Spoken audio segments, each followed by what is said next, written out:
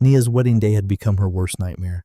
The man she loved had rejected her just before the ceremony, simply because she couldn't walk.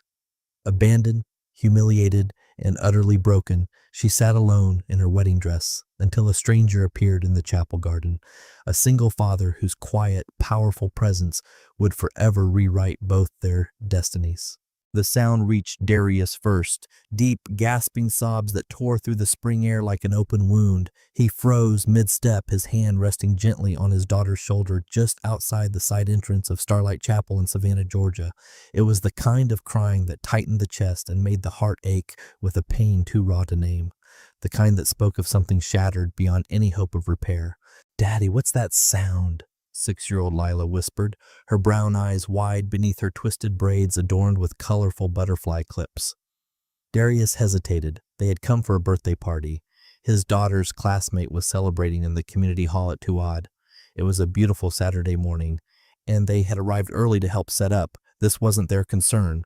Whatever was happening around that corner in the side garden had nothing to do with them. But the crying continued, raw and desperate, the sound of someone whose world had just collapsed. "Stay right here, sweetheart," Darius said quietly, positioning Lila by the door. "Don't move, I'll be right back." He walked around the corner and stopped dead in his tracks. A black woman sat in the wheelchair in the chapel garden, surrounded by fallen white rose petals. She wore an elaborate wedding gown with delicate lace sleeves and a long train that pulled around her wheelchair like melting snow. Her natural hair was styled in an intricate updo with small white flowers woven through the coils. Her makeup, applied with such painstaking care, now streaked down her deep brown skin. She was completely alone on what should have been the happiest day of her life. The woman's hands trembled as they gripped the arms of her wheelchair. Her shoulders shook with each sob. She hadn't noticed Darius yet, lost in her own devastation. He stood frozen, uncertain whether to approach or retreat, whether his presence would intrude or offer a small kindness. The decision was made when she looked up. Her hazel eyes met his. For a moment, they simply stared at each other, two black strangers in a southern chapel garden. She looked startled, then embarrassed, then resigned, as if she had already lost so much dignity that one more witness to her pain hardly mattered. "I'm sorry," she said, her voice broken and fragile. "I didn't think anyone would see me out here." Darius took a cautious step forward. "Are you okay?" The moment the words left his mouth, he wished he could take them back. She was clearly not okay. Nothing about the scene suggested anything close to okay. A bitter, hollow laugh escaped her throat. "Am I okay?" She gestured at herself, the dress, the wheelchair, the tears, the empty garden that should have been filled with wedding guests. "Today was supposed to be my wedding day. I'm in my dress. The guests are arriving, and my fiancé just told me he can't marry me." The words landed like a physical blow. "He can't do it," she continued, her voice wavering between rage and heartbreak. "He looked me in the eyes this morning and told me he can't marry me, not because he doesn't love me, not because we're not compatible, but because of this." She slapped the arm of her wheelchair, the sound sharp in the quiet garden. "Because I can't walk." Darius felt his heart sink with a wave of disbelief and sorrow. "He can't marry someone in a wheelchair," she repeated, each word deliberate and cutting. "He said he tried. He said he really, really tried to be okay with it. But looking at me in this dress, knowing I'd never walk down the aisle the way we'd planned, knowing our future would be complicated, he couldn't do it. So he left. Just walked out of the chapel and left me here in this dress in front of everyone." The silence that followed felt suffocating. Darius stood there, this complete stranger in a chapel garden, watching a woman's world disintegrate in real time. He had known pain in his life, the kind that carved deep grooves into the soul. But this, being rejected on your wedding day in your wedding gown, for something completely beyond your control, this was a cruelty he could not fathom. She continued, her voice quieter now, almost detached. "I was working at a veterinary clinic. I loved my job. I loved the animals. I was good at what I did." She stared at her hands, at the engagement ring still on her finger, catching the sunlight. "There was an accident. A storage rack collapsed on me. The weight crushed my spine. The surgery saved my life. But I'm paralyzed from the waist down. I'll never walk again."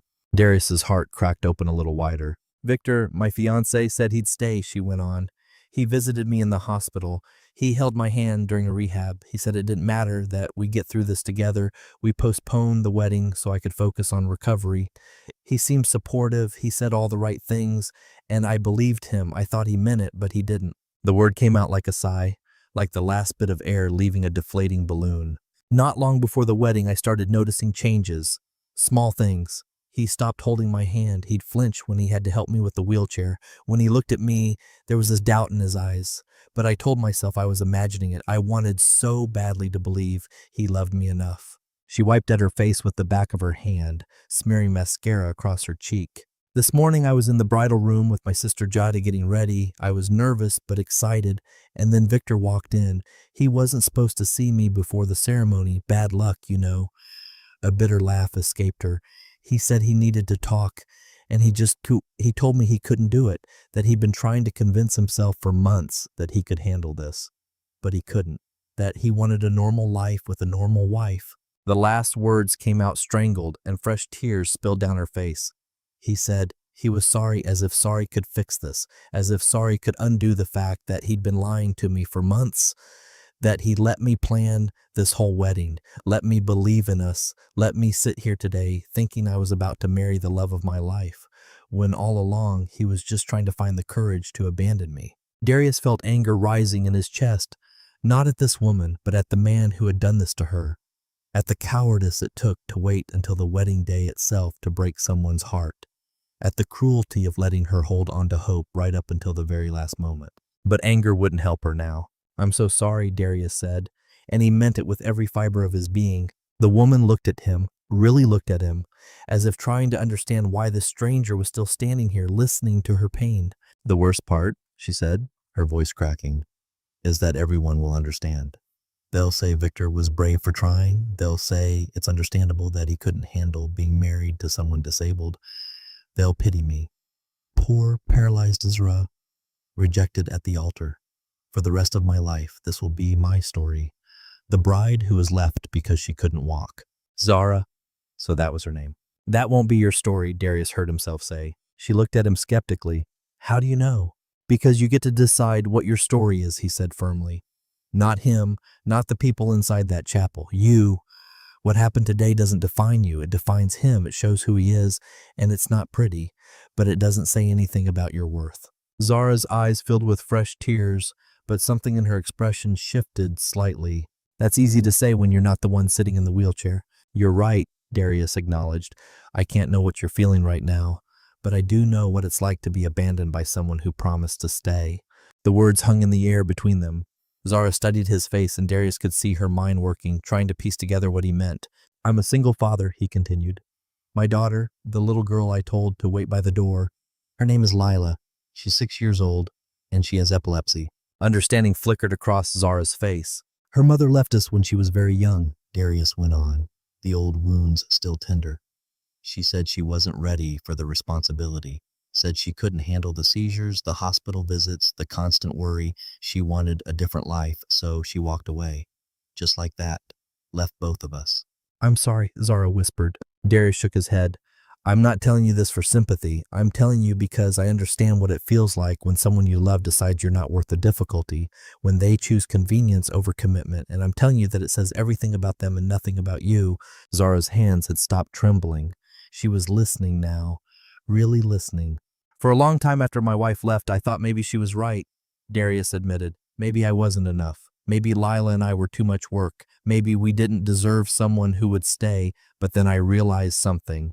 "What?" Zara asked softly. "Love, real love, isn't about finding someone when life is easy. It's about choosing to stay when life gets hard. It's about looking at someone's challenges and saying, 'I'm here, I'm not going anywhere.' Your fiancé failed that test, but that doesn't mean you're not worthy of someone who will pass it." The garden fell quiet, except for the distant sound of birds and the rustle of Spanish moss swaying in the spring breeze. Zara looked down at her engagement ring. Then slowly and deliberately, she pulled it off her finger and set it in her lap. "Victor told me this morning that he wanted a normal wife, someone who could walk beside him, someone whose life wouldn't require accommodations or adjustments, someone easier. Then he wanted the wrong things," Darius said simply. Before Zara could respond, they heard small footsteps. Both turned to see Lila peeking around the corner. She had clearly ignored her father's instruction to stay put. "Daddy, you've been gone a long time." Then her eyes landed on Zara. They went wide. "Wow, you look like a princess." Despite everything, the tears, the heartbreak, the ruined wedding, Zara laughed. It was small and watery, but it was real. "Thank you, sweetie," Zara said. "I'm Zara." "I'm Lila." The little girl walked closer, completely unfazed by the wheelchair, the tears, or the dramatic scene she'd stumbled into. Her butterfly hair clips caught the sunlight as she moved. "Why are you sad? Princesses aren't supposed to be sad. Sometimes even princesses have bad days," Zara said gently. Lila considered this seriously, then nodded. "My daddy always says bad days don't last forever, and that the sun always comes back, even after the rain." Darius felt his heart swell with pride at his daughter's kindness. "That's very wise," Zara said. "Can I sit with you?" Lila asked. "You look like you could use a friend." And, without waiting for permission, Lila plopped down on the grass beside Zara's wheelchair, reached out, and gently touched one of the white flowers in Zara's hair. "These are so pretty," Lila said. "Did someone special put them there?" "My sister did," Zara said softly, "this morning before—" She didn't finish the sentence, but Lila seemed to understand that something sad had happened. "Well, I think you look beautiful," Lila declared with the absolute certainty that only a 6-year-old could muster. "And I think whoever made you sad was wrong." Zara's eyes filled with tears again, but this time they weren't entirely sad. She looked at this little girl who had appeared out of nowhere, offering uncomplicated kindness with no expectations attached, and something inside her chest loosened just slightly. Darius watched his daughter and this heartbroken stranger, and he made a decision that would have seemed unimaginable to anyone else. He sat down in the grass, right there in his jeans beside Lila, making their small circle complete. Zara stared at him in surprise. "You don't have to." "I know," he said, "but I'm going to anyway."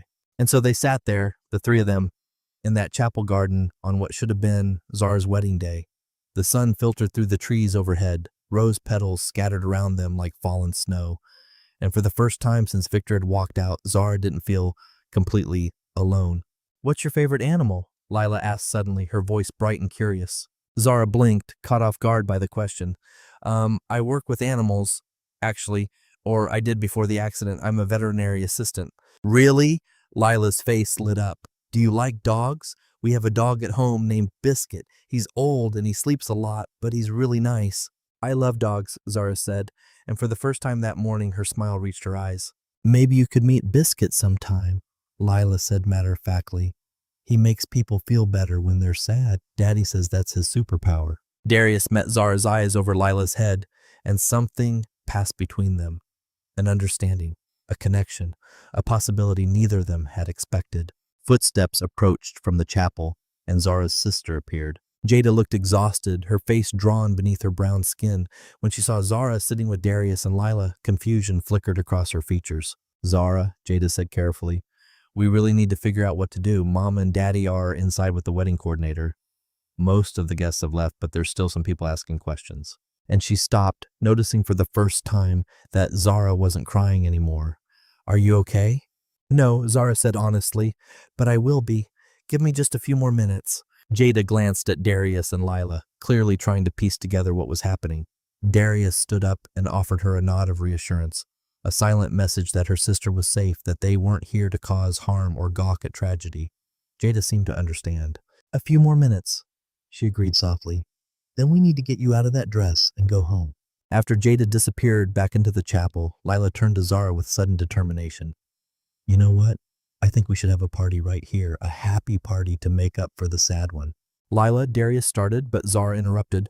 "Actually, that sounds perfect." Lila beamed and immediately started gathering rose petals from the ground, arranging them in a small pile. "These can be decorations. And, Daddy, you have your phone, right? Can we play music?" Darius pulled out his phone, scrolling through his playlist. "What kind of music do princesses like?" Zara's laugh was genuine this time. "I haven't been asked that question in a very long time."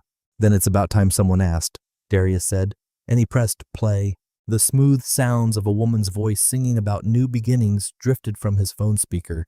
Nothing grand or dramatic, just gentle soul music filled with hope. Lila handed Zara a small bouquet of rose petals she'd arranged. "Every princess needs flowers," she said seriously. Zara accepted them, holding the delicate petals in her palm.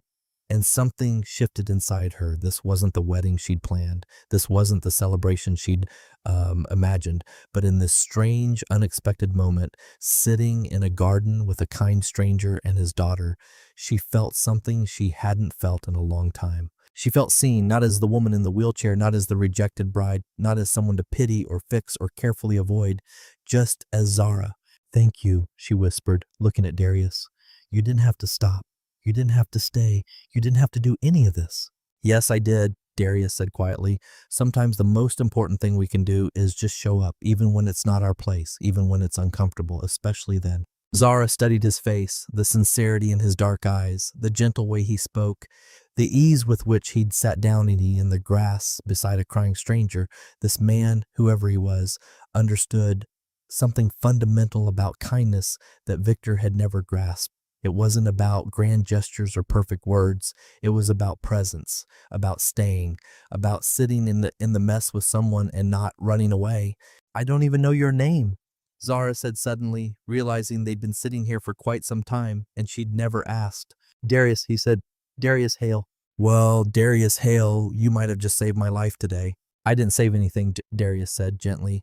"I just reminded you of what you already know, that you're stronger than this moment and that what happened today doesn't get to write the rest of your story." They sat together a while longer, the three of them, as the sun climbed higher in the Georgia sky.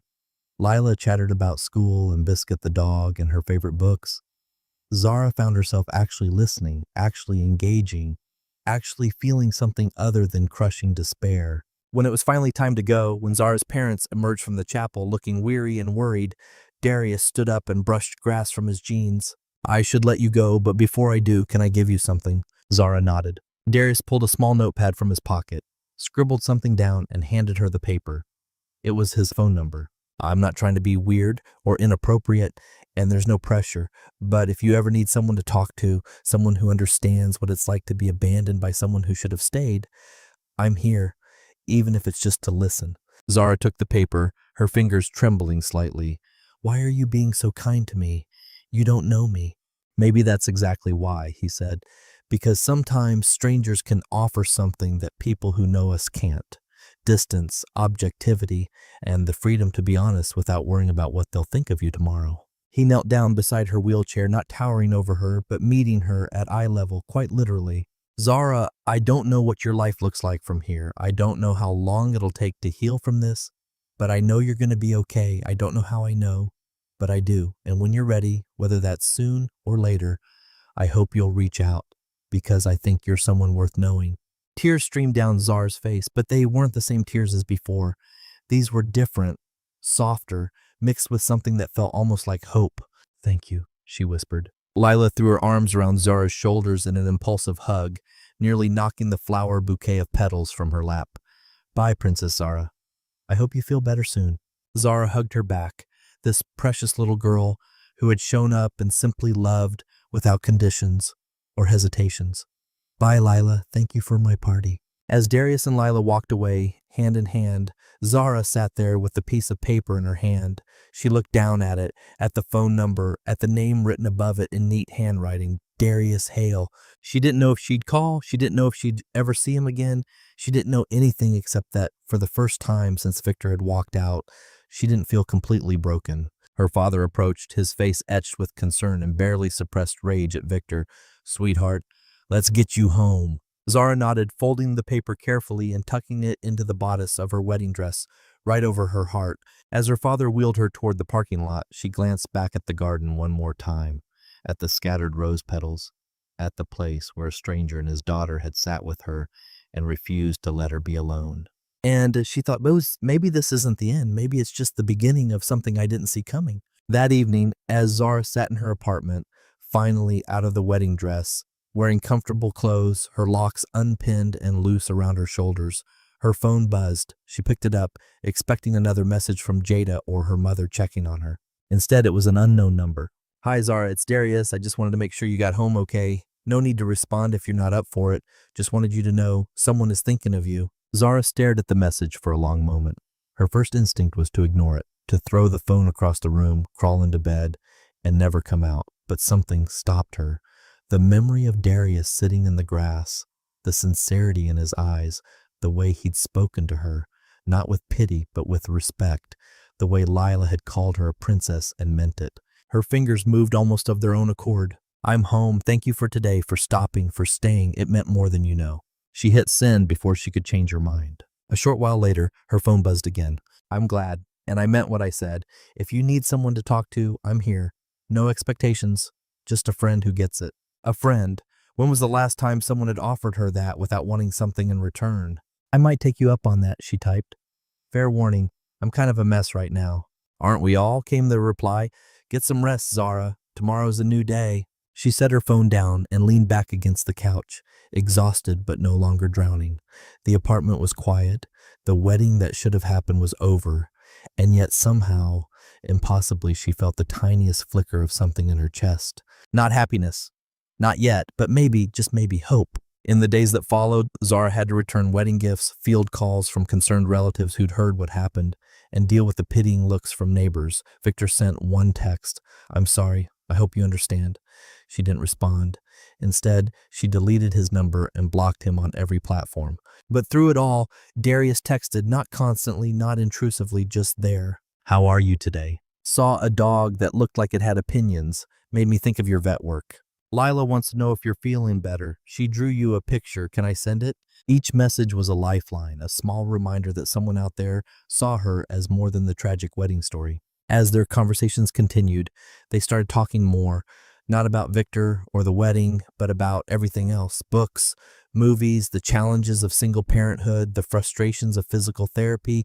Darius told her about Lila's latest school project. Zara told him about her therapy sessions, about the anger she felt. And Darius never tried to fix it. He just listened. Then one day, Darius sent a different message. Lila has a school event this week, just a little art show. She asked if you'd want to come. No pressure at all. Zara stared at the message. Going out, being around people, it terrified her. But something about the simple invitation made her want to say yes.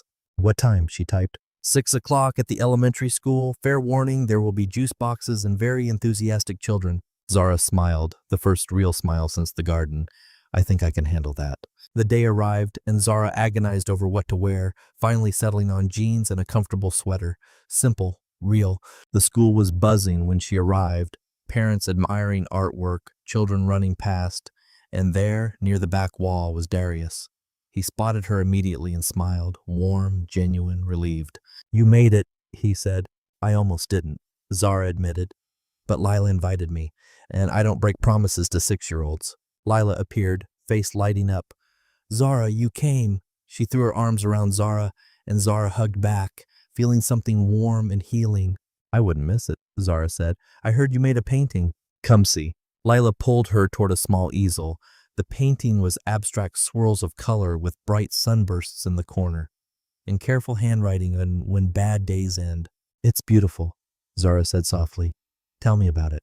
Well, Lila began seriously. The dark colors are the bad stuff, like when people are sad. But see the yellow and orange? That's when the bad day is ending and good things start happening. Because Daddy always says bad days end. They always do. Zara felt her throat tighten. Your daddy is very smart. For the next while, Zara found herself swept up in simple joy. Lila introduced her to friends. Darius stayed close but not hovering. When parents gave curious looks, Darius didn't make a big deal, just treated her like anyone else. As families left, Darius walked Zara to her car. Thank you for coming, he said. Lila hasn't stopped talking about you. She's an amazing kid, Zara said. You're doing something very right. Zara looked at him in the fading light. Can I ask you something? Anything. Why? Why did you stop that day? Why are you still here? Darius was quiet, choosing his words carefully. Because years ago, when my wife left, I felt completely alone. Like I was drowning and everyone was watching but not helping. I promised myself I'd reach out if I ever saw someone drowning. I can't fix my past, but I can show up for someone else's present. Zara felt tears gathering. You saved me that day. You saved yourself, Darius said gently. I just reminded you that you could. Over time, that kindness evolved into a deep friendship. They met for coffee and talked about everything. Zara volunteered at an adaptive animal therapy program. Darius and Lila showed up with a sign, "We're proud of you, Zara." Watching Darius with the therapy dogs, Zara felt something stir, attraction, interest, possibility. But she pushed it down. It was too soon, too complicated. Then one night, Lila had a seizure. Darius called, his voice tight with panic. I'm on my way, Zara said immediately. She arrived and found Darius in the waiting area, looking exhausted. Zara wheeled over and took his hand. She's okay, Darius said. The doctors say she's stable, but it was bad, Zara. But she's okay, Zara said firmly. She's here, you're here. They sat together until dawn. When Lila was released, Darius drove Zara home. They sat in his car outside her building. Thank you, Darius said quietly, for showing up. That's what friends do, Zara said. But as she said it, she realized friend wasn't the right word anymore. Somewhere between the garden and now, something had shifted. She was falling for him, and that terrified her. Later, at the park, as Lila ran around, Darius turned to Zara. That day at the chapel, you were at the lowest point. And look at you now. How did you do it? Honestly, Zara said, you showed me I was worth showing up for. Darius was quiet for a moment. Zara, I didn't stop in that garden just to be kind. Over these months, I've realized something. I'm falling in love with you. And the world tilted. I know it might be too soon, Darius continued, but I needed you to know I don't want to be your friend anymore. I want to be more. Zara kissed him. She leaned forward and kissed Darius with everything she had. When they pulled apart, Zara laughed. Pure joy.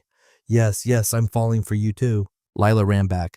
Why are you both smiling so big? Because today is a very good day, Darius said. Finally, Lila exclaimed. I've been waiting forever for you two to kiss. The months that followed weren't perfect. Zara had bad days, but Darius was there, always. He adapted his car for her. He learned about accessibility. He introduced her as his girlfriend with pride. They built a life together, authentically. Later, Darius took Zara back to Starlight Chapel.